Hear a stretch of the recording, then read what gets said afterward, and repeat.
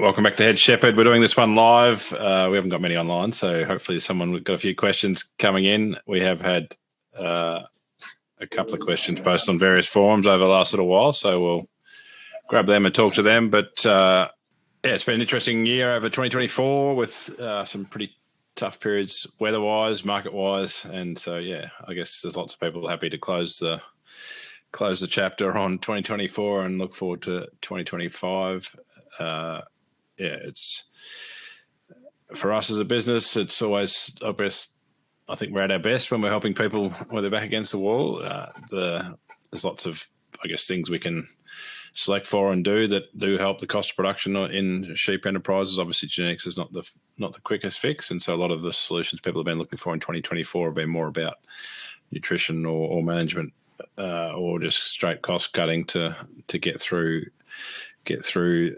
this season, but hopefully the indications are all correct and we get a much better outcome for 2025 and into 2026 in terms of prices. At least we can't control the weather, but we can sort of control how we manage it. And I guess that's probably a pretty good theme for how we approach I guess the businesses we work with and all of those you listening. It's what we encourage people to think about is stick to the controllables, and unfortunately the big impact ones aren't those that we can control. We'll cover a couple of questions that we've had come through, one on Twitter and one on the hub, and then we'll see if there's any that bounce up tonight. So feel free to chuck them in on the chat now or ask them live. We're happy to do that either way. But one question on the hub is from John Bell. What is the biology of dermo and the relative importance of genetic environmental factors? Is fleece rot an indicator of susceptibility to dermatitis? So, good question. For those who don't know what dermo is, you probably haven't run wooled sheep, but dermatitis, or dermo as certainly called in Australia and New Zealand. So it's obviously you need the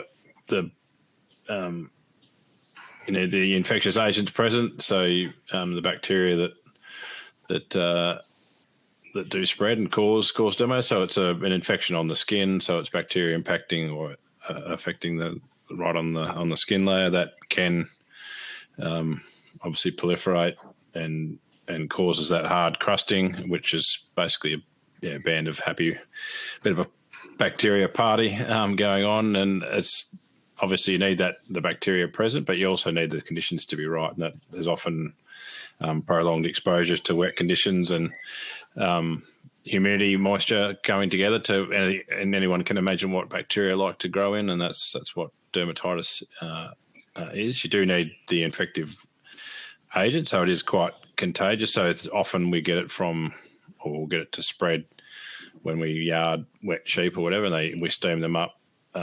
Sometimes we can't avoid that, things like preg scanning or whatever, when you've got to get them in for a reason. Or young sheep are more prone, so getting hoggets in wet for some reason can be a problem.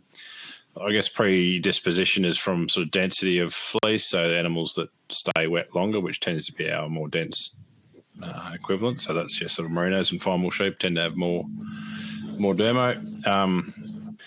It is linked to, there's a correlation with fleece colour. So those sheep with more yellow wool will have more dermo. Those two things are correlated. So I guess in terms of genetic, what we score is fleece rot, which is different to dermatitis, but often similar conditions result in it. And so I haven't seen any studies that separate out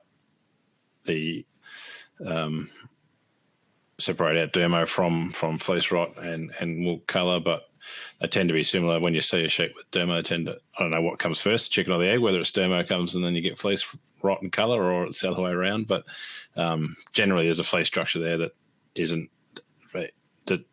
doesn't dry quickly and is set up to be more likely for dermatitis. So I think generally if we find dermo on any animal, they're culled. I've never actually struck a flock where there's heaps of it in there, so I'm not sure what my plan B would be if I had a 30 or 40% of them with it. And happy to hear anyone. Well, people might not want to tell me if they've had that situation, but Certainly. I've had the luxury, I suppose, of only just being able to knock off the ones that have it because we don't get too many with it. But a bit of management, a bit of genetics, and a bit of unluck or good luck with the weather conditions is probably the story around dermatitis.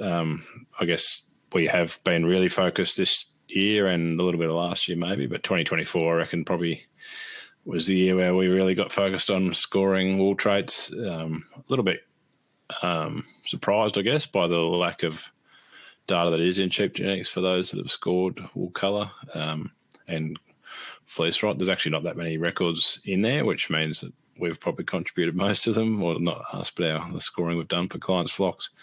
I do think that's really important to, I guess, the more I go on through this breeding journey, the more I love scoring stuff, putting numbers on things rather than saying it's a cull, actually putting a number on it and saying it's a score 4 or a score 3 or whatever it is. And then it still might get culled because it's that score 4, but at least we know that and we can do the sire averages and ultimately we get them turned into breeding values, which is the real power. And I think probably the most, on a nerdish way, the most exciting thing for 2024 has been how much extra data we're being able to collect on that front and how much more power we see from that. And I know there's some breeders that have been doing that for a long, long time and maybe not submitting it all to sheep genetics, but doing it in different ways. But I think as an industry, we're going to see a lot of power from probably scoring the stuff that we all would see and identify. But there's something really powerful about forcing yourself to put a number on it. I think there's actually been a few times this year where I've opened up a fleece and gone, oh, that's good wool. And then by the time you've scored it, it's actually a 3 for colour and there's a little band there, so it's got to be a score 2 for fleece rot. And yeah, it's score 1 character, so very nice crimp. But actually, it's not the most amazing wool because there's a couple of things there that aren't perfect. And yet, on first glance, quickly, because you weren't looking for colour and you weren't judging it against other colour, you've sort of declared it a good wool mainly through character. So character or the crimp that you see, or the definition of crimp, I reckon drives our little decision making a bit harder than some of those other traits that we can kind of overlook. So anyway, that's a bit of a long-winded answer on dermatitis. And moving in off that subject, but if there's no other questions on the chat yet, there might be one there, is there? No, that's Sophie's comment. But feel free to chuck something in the chat, or I'll open up a minute. But I'll just keep talking for a while you keep thinking. But the other question was around the GPEP project, and I should at this junction know what GPEP stands for. But anyway, it's a long name, which means basically trying to understand the value of whole body energy, essentially efficiency, whole body energy. So how much animals are eating, what they're doing with that feed, and that sort of holy grail of, I guess, getting away with feeding them as having them productive, but feeding them as little as possible and looking for the genetic variation around that. So the Andrew Thompson and his team at Murdoch University put sheep through a whole heap of processes. They were out of the MLP project, the Merino Lifetime Productivity project, which was lots of, I think, 29 different sire groups, or a number about that scale anyway, that were all different industry sires that had been contributed from a range of different bloodlines, and so we're pretty representative really of the sheep industry. And so then the weather progeny from that, so the ewes got to stay on and they went through to a 6-year-old, measured for everything. So a really unique project of that scale across lots of different properties or lots of different sites. A really big undertaking by AWI. But we were lucky enough, or Tomo was, to get the weather progeny from a couple of those drops and run them through a whole heap of processes to work out their feed efficiency, their maintenance requirements, their whole body energy stored, and a whole heap of things that I can't remember. But yeah, basically measured for everything. And then John Young and Hutton Oddie, some of you will have heard of John Young. He's our guru economist that we rely on fairly heavily, and Hutton Oddie's probably forgotten more than most people know about animal physiology. I don't even begin to understand when Hutton starts talking. He sort of swallowed the book of ruminant physiology, or maybe wrote it, or both. But anyway, so him and Youngie have been sort of working through trying to understand the data set that came out of all the measurements that were taken to really try and answer this question around what, I guess, how do you shift individual traits into hectare traits? So how do you shift an individual breeding value into a per hectare profit? And to do that, we need to value all the traits. And the big one that we haven't been able to value, well, there's lots of things we can't value. A lot of them are the animal welfare traits, but the other big one is how much they're eating or which animals are eating more than others. And is that a bad thing or a good thing to be eating more? And are you storing energy with what you eat, or are you just storing lean tissue which doesn't transpose into stored energy as well? So that's been a really intriguing project. I think we wrote the original proposal definitely before I moved to New Zealand, so more than 11 years ago, more than 12 years ago. So a long time ago that was sort of proposed, or versions of it, and finally AWI were good enough to fund that, which is fantastic. It probably, I think a lot of these experiments, like all of my career, we've actually, it's created more questions than answers maybe. The more we get into it, the less we know a little bit, but at least we are solving some of the puzzle as we go.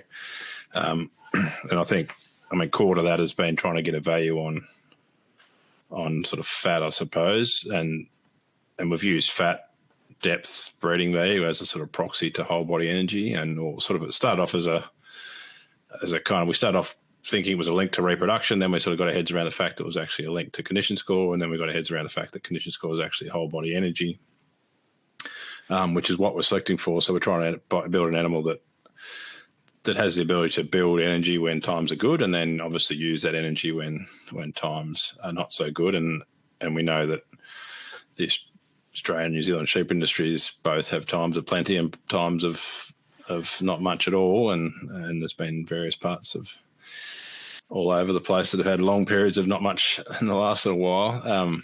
And so, how do we select animals that we don't just want, I guess, fat animals that are lazy, essentially aren't productive. So it's kind of, how do we, what is selecting, or what is the variation, genetic variation in these traits? So there's what the team have found is there's big variation in how much energy, like you feed a different group of animals from two different sizes, the same amount of energy, and some will store more than others, which is mostly because some store more fat than others. So when you store lean tissue, which is your fat, your your muscle, your organs, skin, all of the non-fat and non-bone bits, it's relatively cheap to lay that energy down.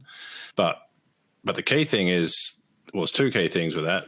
One, you don't get as much energy back. Like, it's expensive to put fat down, as in store it, in terms of the amount of megajoules of energy it takes to do that.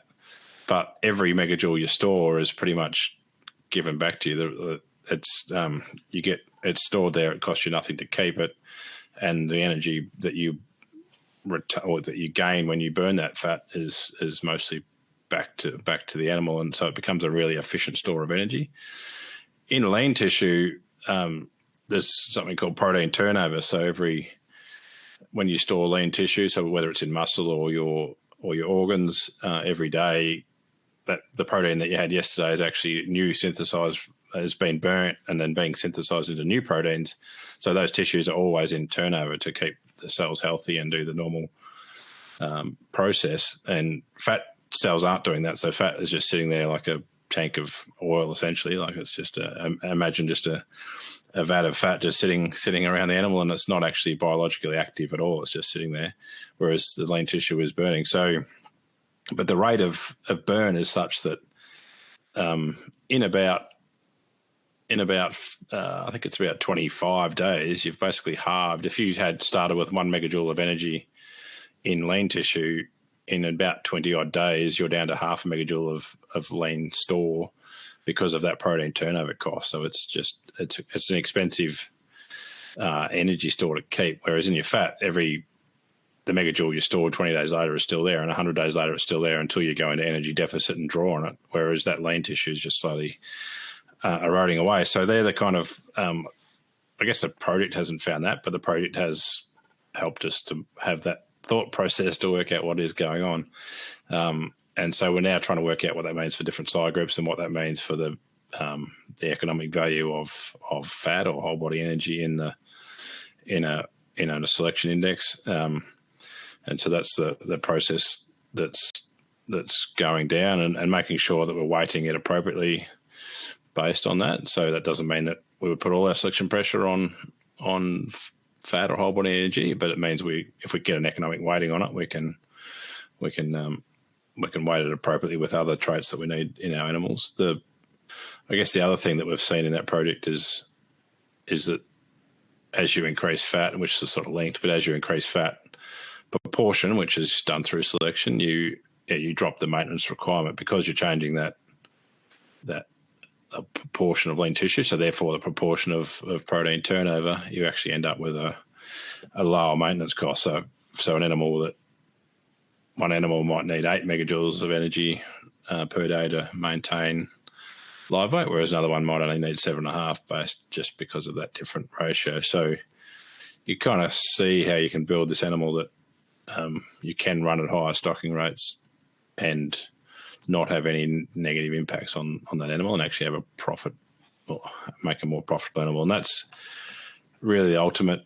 That's the other finding from this work, is that if you don't, there's no point just having genetically fat animals, so energies with lots of whole body energy, and then just run them at low stocking rates and have them running around like whales. Like, you have to actually, the economics is in running them to their optimum stocking rate, which we haven't, like, what we see from the numbers is you need higher stocking rates for those fatter animals they can maintain weight at higher stocking rates and therefore make you more money, because ultimately stocking rate is your big driver of profit per hectare.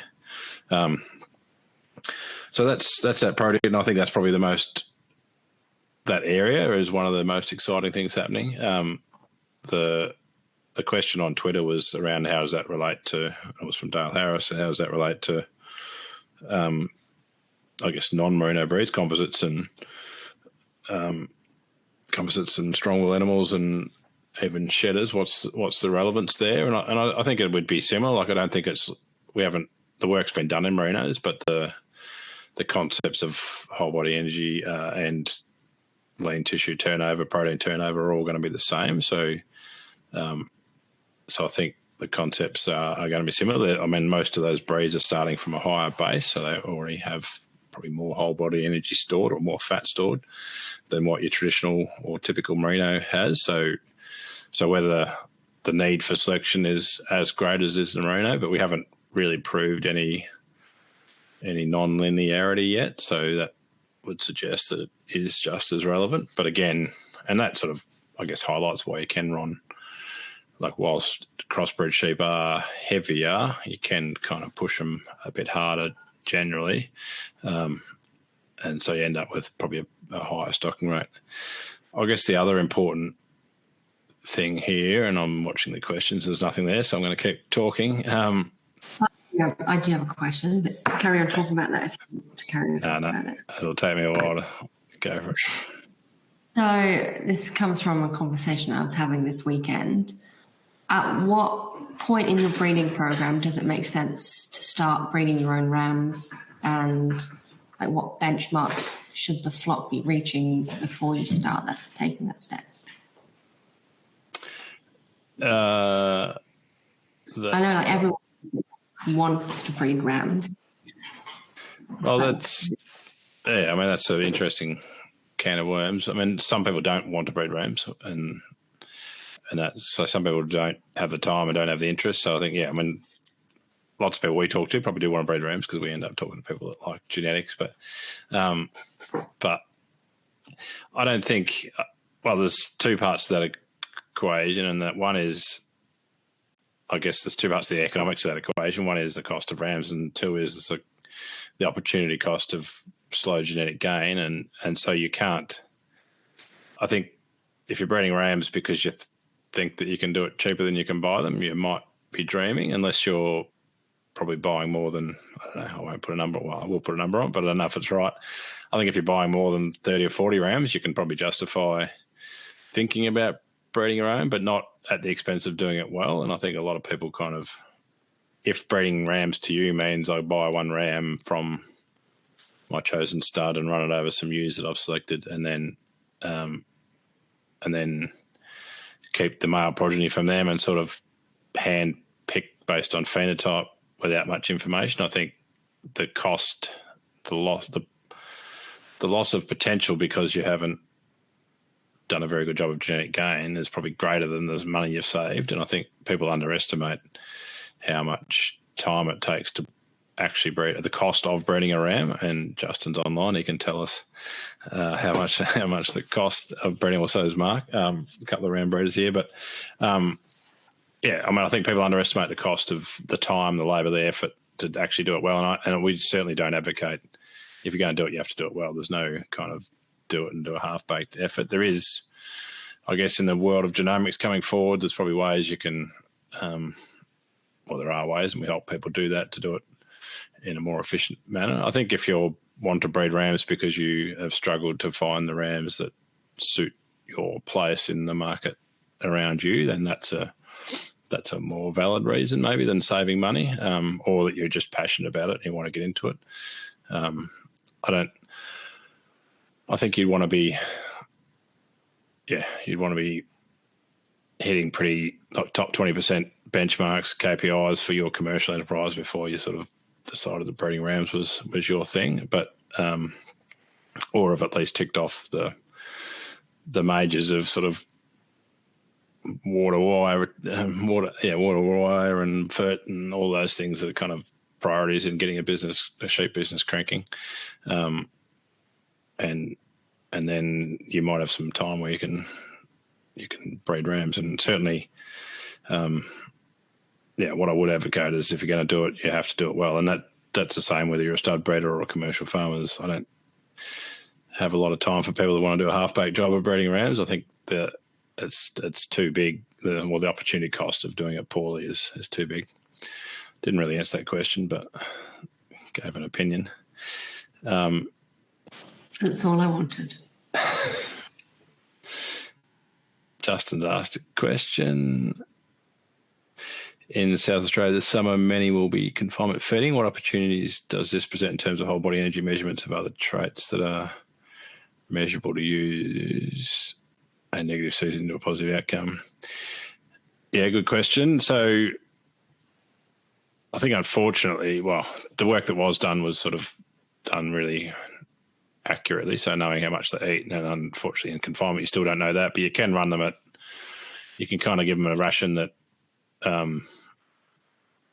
means that unless they're pretty efficient, then they'll be losing weight. And so you can kind of put them on the edge of possibility, and then see which ones gain weight and see which ones lose weight. On a commercial, again, probably commercially, your job is really to have them manage them to be efficiently maintaining weight so that you can get them through without costing you too much. To let any of them drop or too far is risky. So I think maybe the opportunity is to find the strong ones in there are probably outweighed by the economics of getting them, of actually looking after them. Because if you let them slip too far, then you'll know that they're poor, but you've still got half your sheep that are poor then, and you can't do much about it. So yeah, I'd wonder. It'd be interesting to do the maths, but what I would say is that it's going to be way more efficient under that confinement scenario to make sure you know whether they are maintaining weight or losing weight, because obviously to let them drop and then have to feed them up at some other point, particularly on grain, is really, really expensive. And the same thing goes with that sort of storage of fat scenario. While you've got it there, it keeps your maintenance cost down. To let it drop and then have to feed it back on is really, really inefficient. So my focus in confinement would be to get away with as cheap a ration as you can get away with, but have them, or decide whatever your condition score target is, and then plot that out and actually have them heading towards that. That might be a 2.7 to the ram rather than that ideal is 3, but in this year you might say, well, it's 2.7 or 2.5 to the ram, and I've done the maths, and that's where it's going to land. But even to do that takes quite a bit of care to let them slip, let them lose weight at a regulated rate, so you kind of don't miss the ball, and you're down at 2-3 or 2, and then you've got a non-saleable animal that is probably going to be dry. So it's a knife edge, I guess, that game. And I don't know. I probably approach it the same way with worms. Like lots of people want to stop drenching their adult ewe flock and then keep the ones that hack it, but I don't think the bank manager would agree with that strategy. Like you're sort of better off buying the rams that'll do the job on the genetic front, and then maybe take the absolute tail off on the ewe front. But I think we have to be careful sort of chasing genetic outcomes or genetic selection when the actual economics are in favour of looking after them a little bit better. Again, didn't answer that question, but gave my opinion. But I mean, in a stud sense, if they're in containment, it is a good opportunity to, like in a smaller number of ewes, maybe ewe hoggets or whatever, that you can afford to feed back up if you need to or whatever. Like that is it's a good opportunity to test out who can handle a barley straw ration with bugger all else or whatever, and which ones are going to maintain weight on that. So far, we haven't found much difference in kind of the efficiency of digestion. It's more about, it seems to be, well, there's a bit of inefficiency of digestion, but there's no efficiency in sort of cellular process. It's just whether they go into, how much proportion goes into fat and how much goes into muscle. And yeah, it'll be interesting under a confinement scenario without knowing how much they're eating. Is it like, are we selecting the ones that just have a faster pass-through rate, are able to eat more and therefore maintain, or are we selecting those that actually are putting more into fat, or are already genetically fatter and able to maintain? There's a few things that we don't know when we're doing it at the level of hundreds that we do know when we've got them in an individual pen. But yeah, I think I'll probably watch this space. We'll have good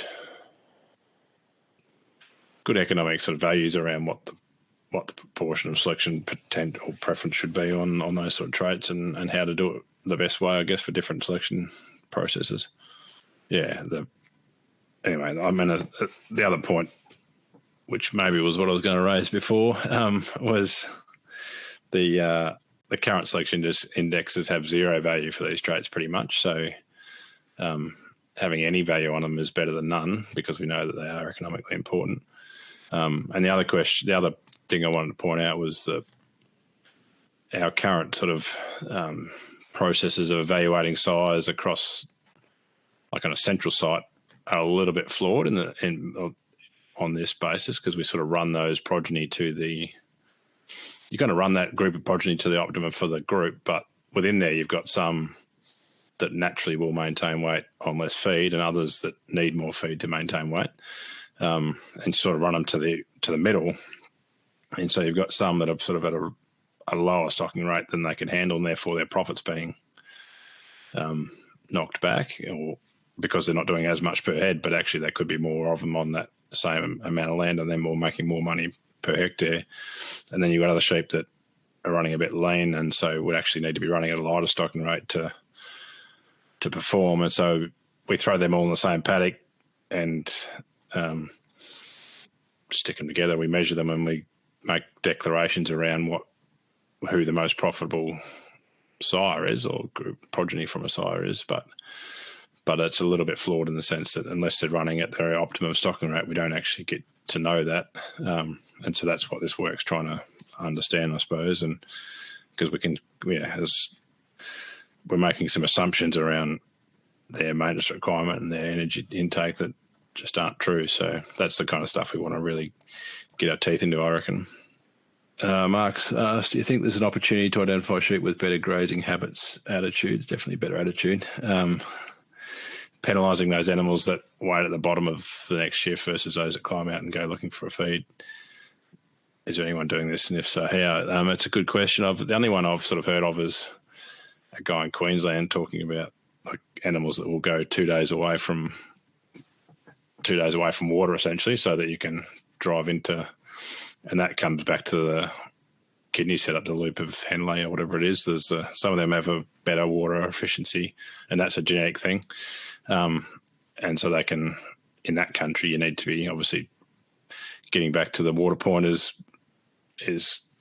important, and why all the feed around the water points is gone, because that's animals can only get so far from that water point. I guess in high country it's a different set of circumstances, and I don't know of anyone selecting for it. There's certainly, and the only examples I've sort of heard about are ones where you've shifted sheep from one place to another and they just don't like the idea of climbing up and doing the work. But have you seen animals that, like with exactly the same breeding, some will push harder than others, like out into the hill? Yeah, definitely. Like if you put a mob in a steep hill block, there'll be 30-40% of the mob will sit at the bottom until it's grazed to a bowling green and not go anywhere, and the rest of them are all up in, good, decent tucker. And that's the same animals, you reckon? Or pardon? Like you put those animals in the next block, is that the same animals that sit to the bottom? Well, that's what I'm saying. I was wondering, I don't know, and I don't know how repeatable it is, and whether you could sneak the bottom ones out the bottom gate and get their tag numbers and then try and do that a few times or something and figure out whether it's repeating. Yeah, and I definitely think, common sense would suggest that they're going to be the same. Like the ones that do drive are going to be the ones that do, and we see it in breeds. Like we see that some animals will push harder than others. So yeah, there's a good chance it is genetic, and a good chance it's got a profit equation to it, because obviously hanging around the bottom gathering worms is not that helpful. It'd be interesting to look into how we do that, because I think part of this drive, like part of what we're doing when we're selecting animals, is they're pushing up their drive to eat, essentially. Like their desire to eat goes up, and therefore we get more production out of them because they're taking more energy in. I think they would be the animals that should be out there on, like, have decided to, rather than have a nap and wait for the gate to open, they've pushed up and chased to feed. So I think, it'd be interesting I don't know of anyone doing that directly. I'm sure there's been someone's done it somewhere, but I haven't heard of anyone doing that as a sort of selection process. But it'd be particularly interesting in high country New Zealand, where, but even in all scenarios, like there's the old sort of, I don't know, everyone that's run a few poll horse at Rams with their Merino ewes sees a poll horse at Rams asleep under the tree half a day, wondering what they're up to. But Sophie's not happy with me bagging poll horses. But that kind of stuff, but maybe they're fatter and efficient, and they don't actually need to go and eat to maintain weight. Like these are the kind of, like there's all these reactions and sort of combinations we have to be careful what we wish for. Like if we select those ones that drive up to the hill, that because they've got a big appetite, is that what we want, or are the ones sitting down the bottom actually the ones that are maintaining? They're actually already got their maintenance requirement for the day, so they're just sitting around waiting for the next day to come. So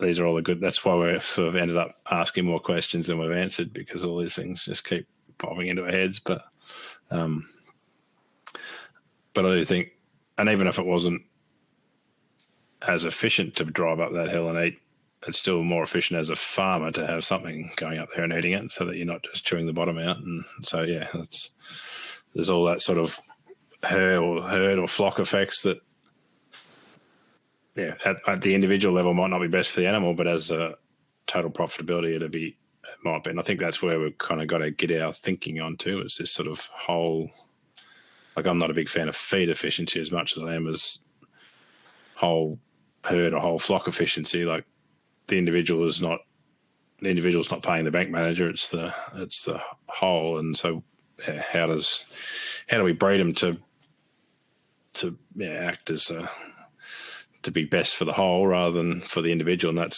that's where this whole GPEP thing sort of initiated. And I think we'll probably in 30 years we'll still be talking about it, not understanding it. But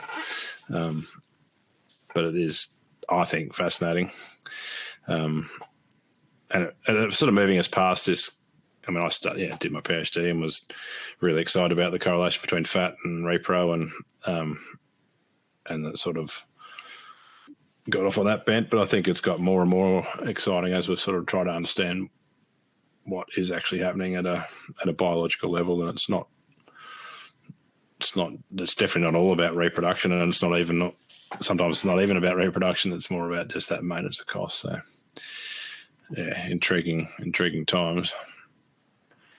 I reckon the other thing that's probably got us excited is we had Kelsey on the other day, and I am pretty excited about this whole immunity space, and we know that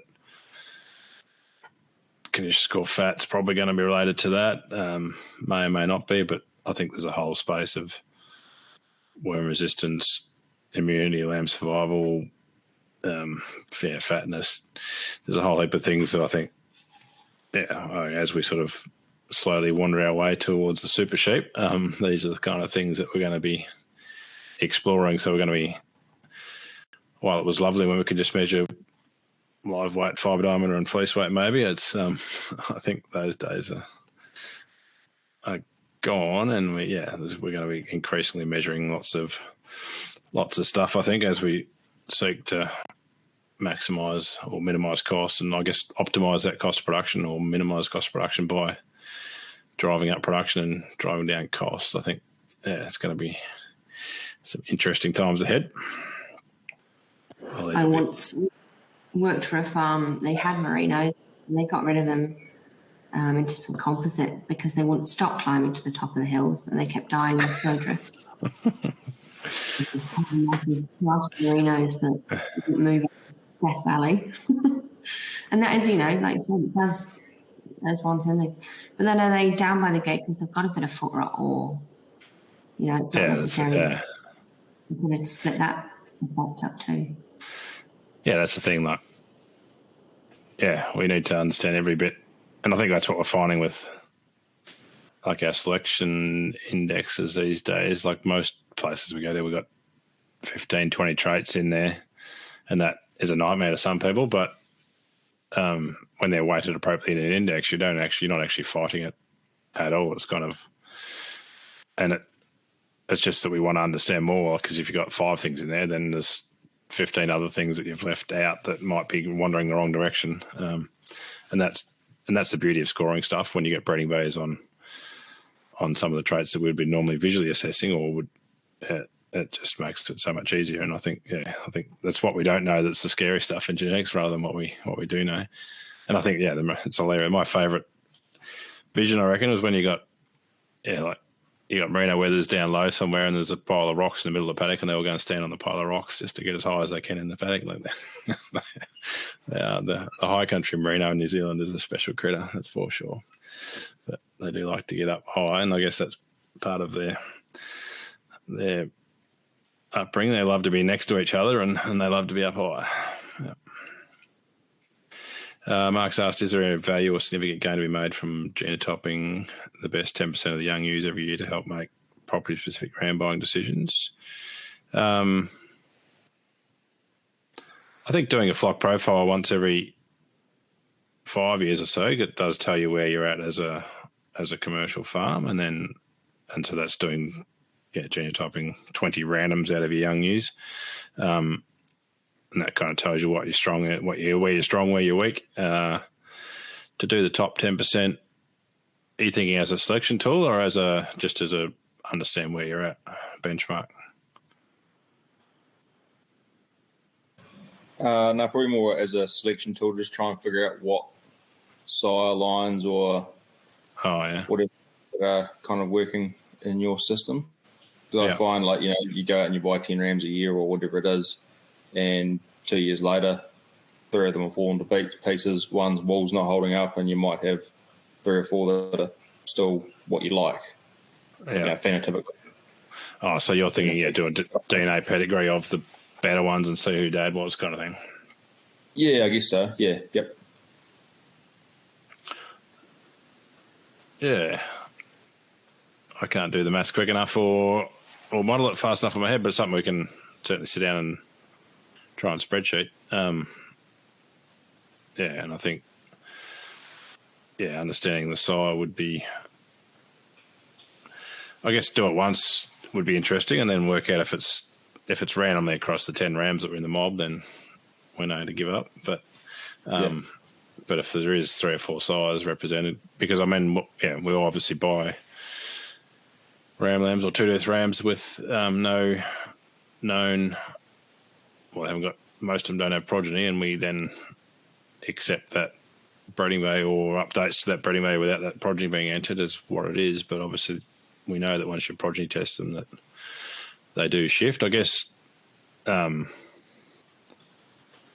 counter to that is probably when now that we're genotyping more sires, we're getting more accurate breeding bays on those rams, and we've got more breeding bays across the traits. So we've got wool colour, or like some of the things that they might pack up for. Maybe we've got enough detail on the rams that we wouldn't need to do that, but it'd be an interesting exercise. I don't know if I could run the economics to convince Ken, but I reckon it'd be an interesting exercise. I'll work on them. Yeah. Maybe if we sell a few heap of rams, we'll be right. Yeah. That'll be the way.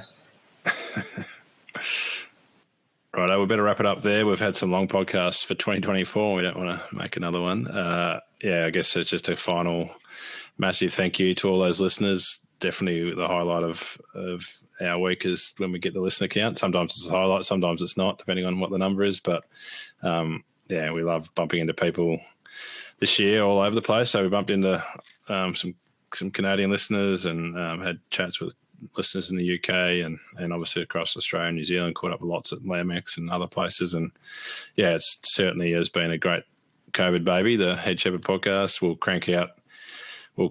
be over 500,000 listens by sometime in 2025. So that's pretty cool. We've just clocked over 480,000 listens, I think, or thereabouts. So that's a lot of listening to this voice, but hopefully there's been lots of other voices to listen to that have been well worth listening to as well. Massive thanks to Sophie, who actually does all the work. I just sit here and talk to a microphone once a week, but thanks for listening and all the best for the end of 2024. May it be a safe one and a prosperous 2025. We're looking forward to continuing to change the sheep industry one step at a time for 2025. But thanks very much, and we look forward to chatting in 25.